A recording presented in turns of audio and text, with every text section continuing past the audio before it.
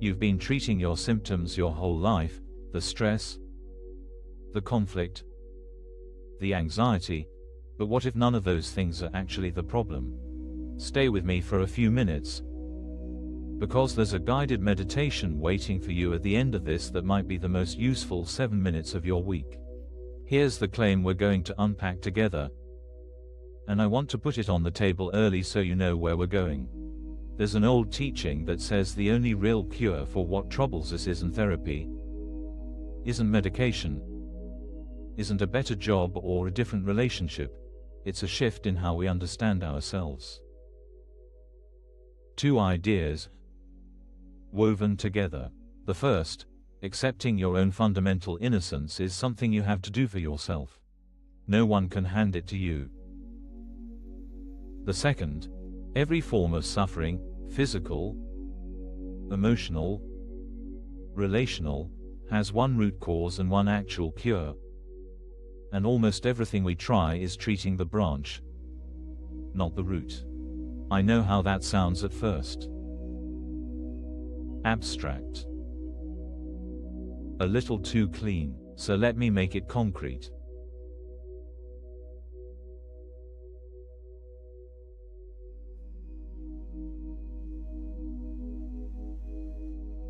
Picture a woman named Dana. Mid-30s, sharp, works in project management. For 3 years she's had a low-grade anxiety humming underneath her days. She's not falling apart. She's functional. She's managing it the way a competent adult manages things. Regular exercise, a glass of wine in the evening, a therapist she sees twice a month, and a very detailed calendar that gives her the feeling that nothing is going to slip. Last Tuesday, her manager gave her some lukewarm feedback in a meeting. Not bad. Just lukewarm. By 6 p.m., Dana was convinced she was about to be let go. By 8 p.m., she was certain her whole career was a fraud. By 10 p.m., she was lying in bed having that specific thought we all know: I think I've always known this was coming. Wednesday morning, the feeling is quieter, but it's still there. And here's the part Dana is starting to notice: the therapist helps her cope. The wine softens the edge. The calendar gives her the illusion of control, but the hum doesn't actually leave. It just goes looking for the next trigger. Some quiet part of her is beginning to suspect she's been managing the alarm, not the fire.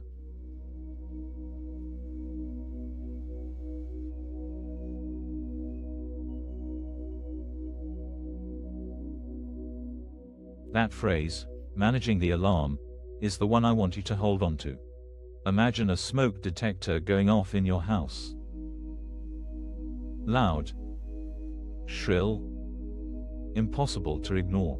You can do a few things. You can fan the air around it. You can put in earplugs. You can climb up on a chair and pull the battery out.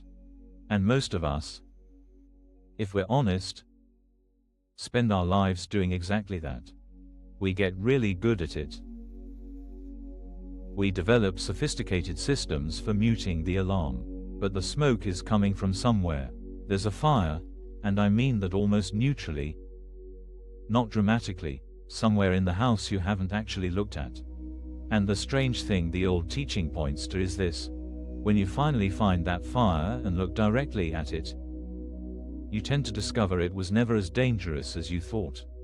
The alarm has been louder than the actual situation. But until you go look, the alarm has every right to keep going off. That's its job. Dana's exercise routine, her wine, her calendar, these are all earplugs. They're not wrong. They're just not the cure. They were never designed to be the cure.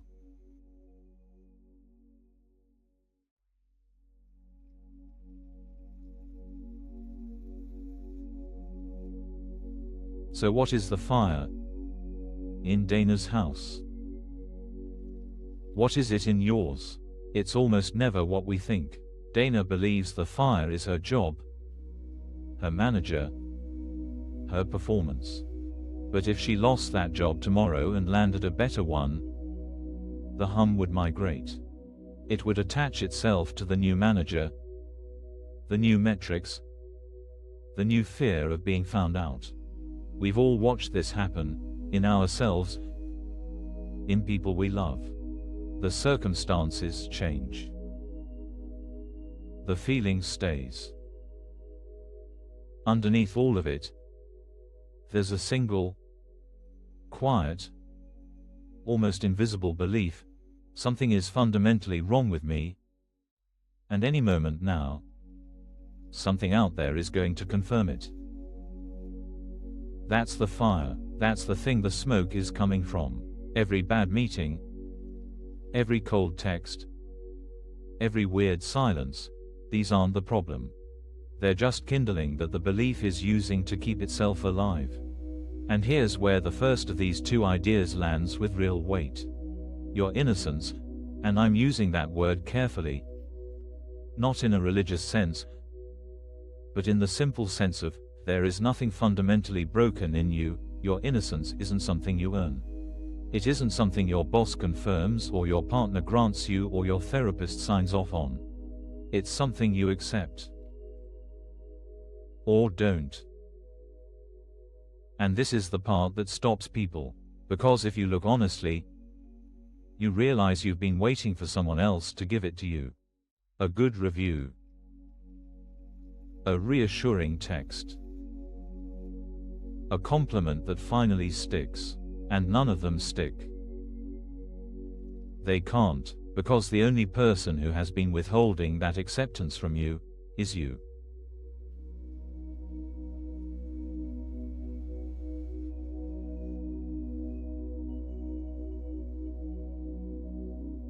This is where something shifts. If you let it. When you stop trying to fix the symptoms and start gently questioning the belief underneath them, you notice something strange happens. The urgency lifts. Not because your life changed, not because the manager apologized, not because the email got answered, not because the anxiety vanished. The urgency lifts because you stop treating the story in your head as a medical emergency. That's what the second idea is pointing at. The only thing that actually cures what's bothering us is correcting the one belief that generates all the others. Not 100 fixes. One correction. And when that one correction starts to take root, even partially, even imperfectly, the dozen symptoms it was generating start to lose their grip at the same time. That's why the old teaching is so insistent that almost everything we try is aimed at the wrong target. We're fanning smoke. We're treating branches. We've been doing it skillfully for years. It just doesn't end the fire.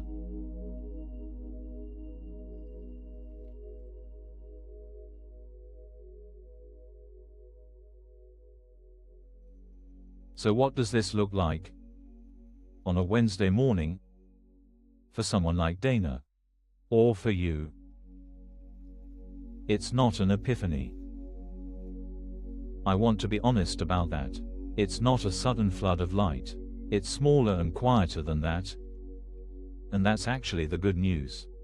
It looks like Dana waking up, feeling the familiar hum, and instead of immediately reaching for her phone, instead of immediately running the mental tape of yesterday's meeting, she pauses. And she asks a different question. Not, what's wrong? Not, how do I fix this? But something more like, what am I believing about myself right now that's making this feel so urgent? And in that pause, something loosens. Not everything, but something. The smoke detector is still there. It might even go off again later, but for the first time, she's not running around the house with earplugs. She's standing still, and she's looking. And here's the part that matters most. She doesn't have to find the fire alone. Something quieter and wiser than the anxious voice is already there, ready to walk her through the house. It always was. The noise of all the coping was just drowning it out. That's where I want to leave you before we drop into the meditation. You don't have to fix yourself today. You don't have to find every wrong belief in one sitting. You just have to be willing to entertain the possibility that what's been troubling you isn't what you thought it was, and that the cure has been closer and quieter than any of the strategies you've been running. If you want to keep practicing with us, you can like the video and subscribe. Let's take a moment now to let this settle with a guided meditation.